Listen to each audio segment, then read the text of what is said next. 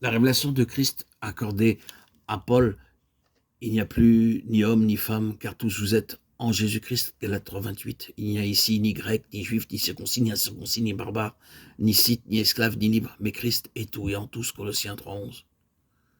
Il ne peut y avoir Paul, Apollos, Céphas ou quelque autre nom. La moindre vision de Christ comme telle devrait révolutionner notre phraséologie, notre façon de parler. Cette révélation est celle que nous devons tous avoir. Tout ceci, toutes ces dénominations, toutes ces églises, dans toute leur diversité, sont dans le corps, quel qu'il soit sur cette terre, étant donné que tous sont réellement nés de nouveau et baptisés dans un seul esprit, pour former un seul corps. Il y a là le fondement pour se rassembler, surmontant les problèmes très réels liés à ce qui est naturel. Bien sûr, il n'y a réellement aucune autre église véritable. Nous vous rappelons encore la très grande place que Christ tient dans l'être même de Paul et dans ses lettres. Et bien sûr, ceci déterminera tout.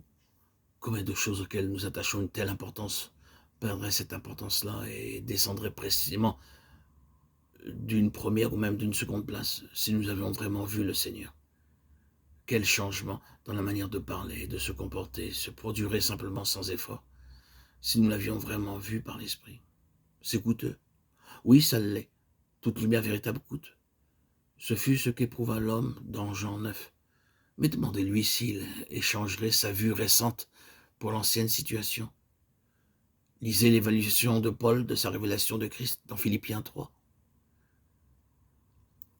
Nous insistons et soulignons très fortement que bien que Christ, dans toute sa plénitude, fut révélé et présenté dans le Nouveau Testament, ce même Nouveau Testament rend très clair que par le moyen de la parole et par le Saint-Esprit, cette présentation objective doit avoir une contrepartie subjective dans le cœur, l'esprit du croyant. Il veut nous dire que c'était en vue de cette intention que le Saint-Esprit est venu.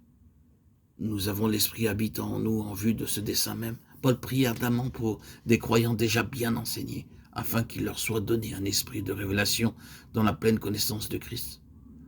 Ce don d'un ciel ouvert et d'une faculté spirituelle est destiné à tous les croyants.